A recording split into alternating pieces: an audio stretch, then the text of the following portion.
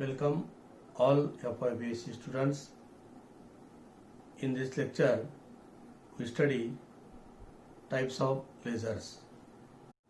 There are different types of laser. They can be classified on the basis of the material used as active medium. Hence, they are divided into four categories, namely solid state lasers, gas lasers, liquid lasers, and semiconductor diode lasers. Most of lasers emit light in the red or IR region. Laser works in continuous or pulse mode. First, we consider or study ruby laser. Ruby laser was the first invented by my man from USA in 1960. Ruby laser belongs to the class of solid state laser. In solid state laser, active medium are fixed in a crystal or glassy materials. This laser is electrically non-conducting, so called doped insulator lasers. Also, we see construction of ruby laser. The ruby crystals are grown in special furnace and then shaped into cylindrical rod 2 to 3 cm in length and 0.5 to 2 cm in diameter. So this is the diagram. Both the end faces A and B of crystal are made optically flat and silvered. So this is end face A and this is end face B. So they made optically flat and silvered. Face A is thickly coated so that it acts as a fully reflector, while face B is partially coated so that an intense beam can emerge out of it. The curved surface is also coated to make it reflecting. So this curved surface is coated to make it reflecting. So this is the diagram of ruby laser. So this diagram consists of power supply with capacitor. Then this is xenon flash tube, and this end B is partially silvered through which laser beam comes out. This is coolant.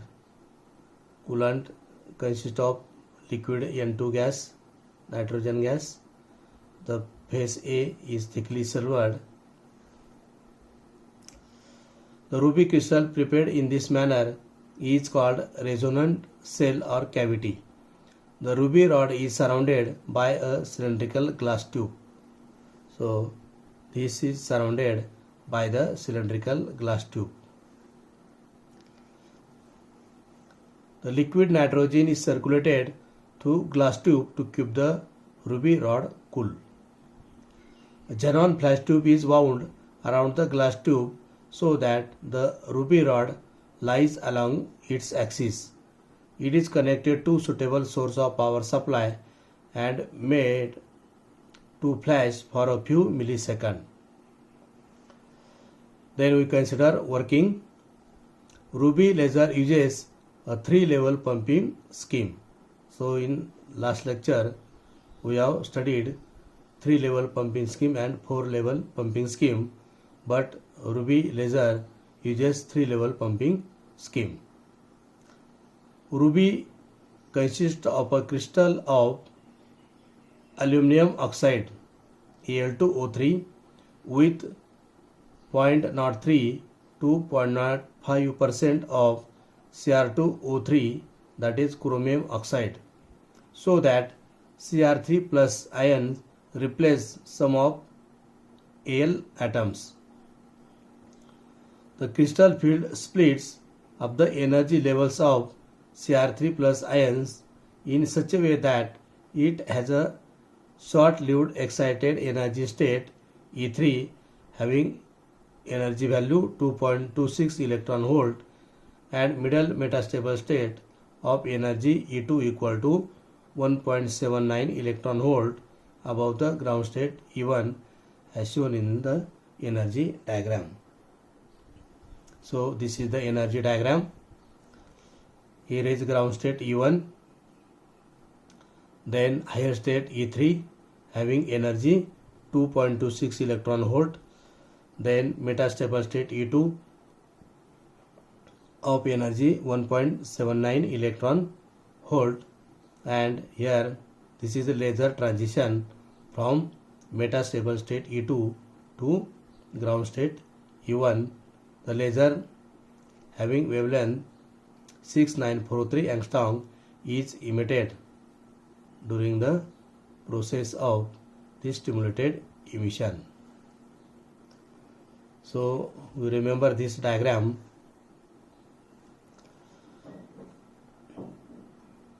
A xenon flash tube acts as an optical pump. The fraction of energy emitted by it in the form of blue-green radiation of wavelength lambda equal to 5500 angstrom is absorbed by the ruby and used to excite Cr3 plus ion to the energy state E3. Okay. The remaining amount of energy is used for heating the apparatus. It can be cooled by circulating liquid nitrogen through glass tube. The excited ions in state E3 remains for short time corresponding to energy 2.26 electron volt. After this time, they make radiation less transition to the metastable state E2 having energy 1.69 electron volt by losing energy 0.47 electron volt. So in this diagram, this is the energy which is lost by the transition during the state or between the state E3 to E1.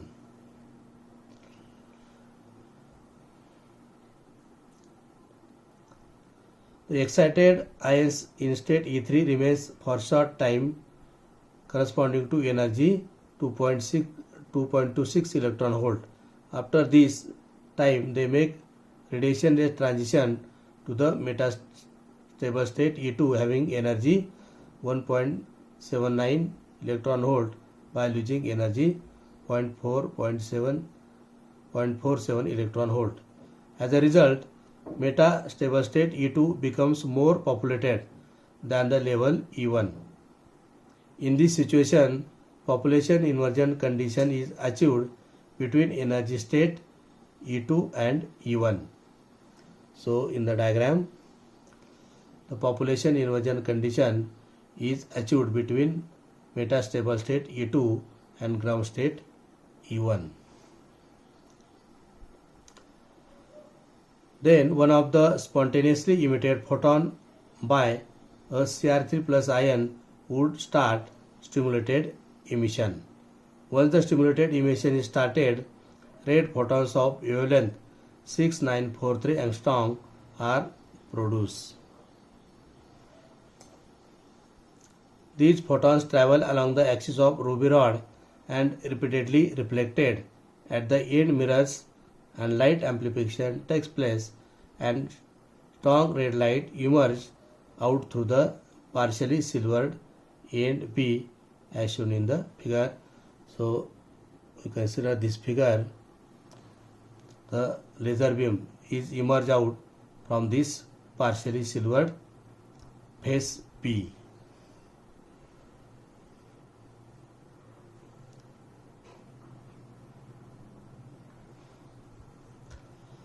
Thus, a highly intense monochromatic, coherent and unidirectional beam is obtained from ruby rod. The output occurs in the form of irregular pulses of microsecond duration.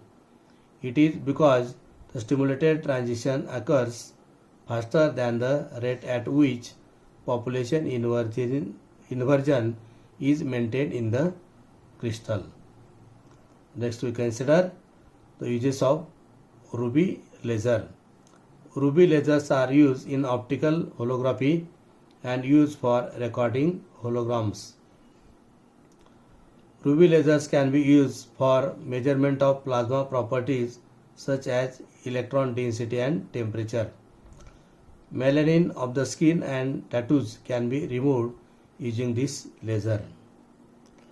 So with this lecture I stop here. Thanks very much.